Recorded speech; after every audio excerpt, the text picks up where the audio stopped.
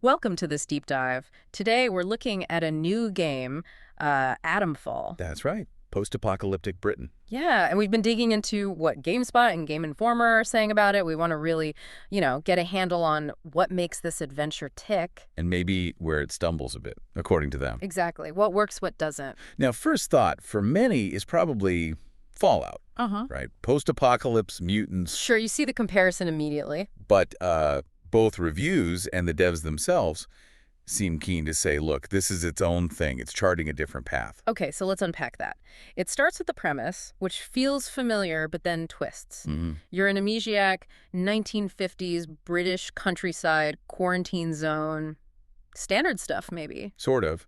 But then there's this voice on a phone telling you to destroy something called Oberon. Right, but the big twist, the thing that reviewers highlighted, isn't escaping out of somewhere dangerous. It's getting in. Yeah, getting into this place called the Interchange.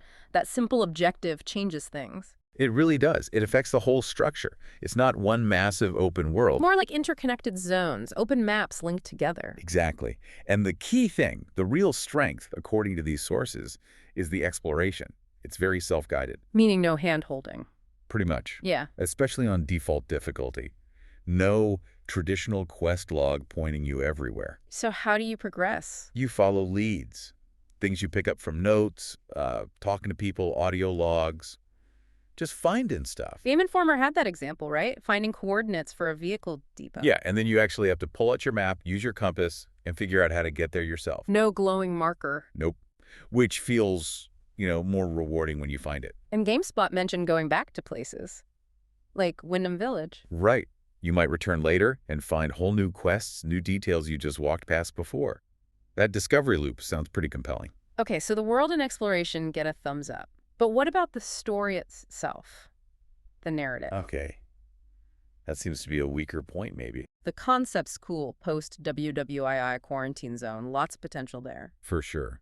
But the actual execution of the narrative feels, well, thin, according to the reviews.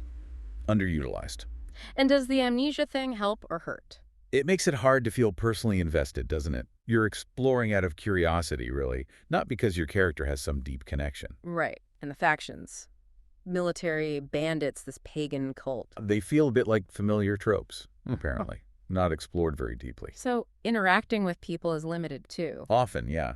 Cold stares or the option to just knock them out. A lot of the story comes from reading scattered notes. Gotcha. Okay, shifting gears to gameplay mechanics. How's the combat? Sounds unforgiving.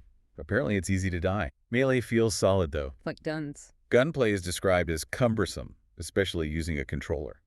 Although there are some nice details, like having to manually check your ammo count or single-shot reloads on certain weapons. Adds a bit of grit. And stealth, often key in these kinds of games. Yeah, that sounds like a definite weakness. It's mainly just crouching. No fancy tools. Not really mentioned. And enemy detection is apparently inconsistent. Long sight lines, but they don't hear well. Strange. And even doing a takedown can alert everyone nearby, so you often end up forced into combat anyway. Kind of defeats the purpose of stealth, then. Seems like it. It pushes you into risky fights. Okay, what about survival? Crafting. Resources are scarce, which adds tension. That's good. And crafting or healing in real time while things are happening, that sounds thrilling.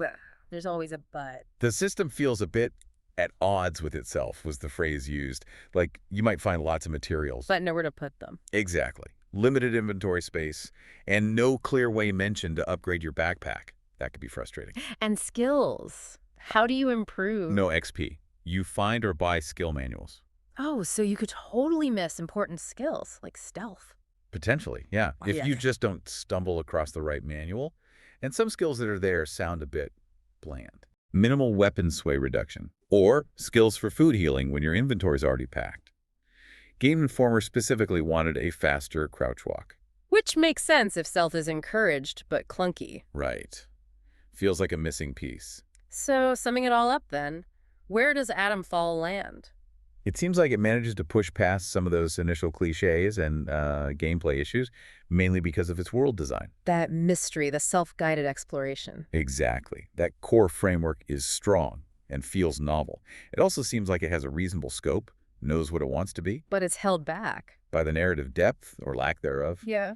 by the iffy stealth, the skill system, some resource management quirks. A good game that sometimes gets in its own way, was how one review put it. Yeah, that sounds about right. But that unique journey of discovery, figuring things out yourself, that seems to be the thing that really resonates. Plus, branching endings based on factions adds some replay value, too. Definitely.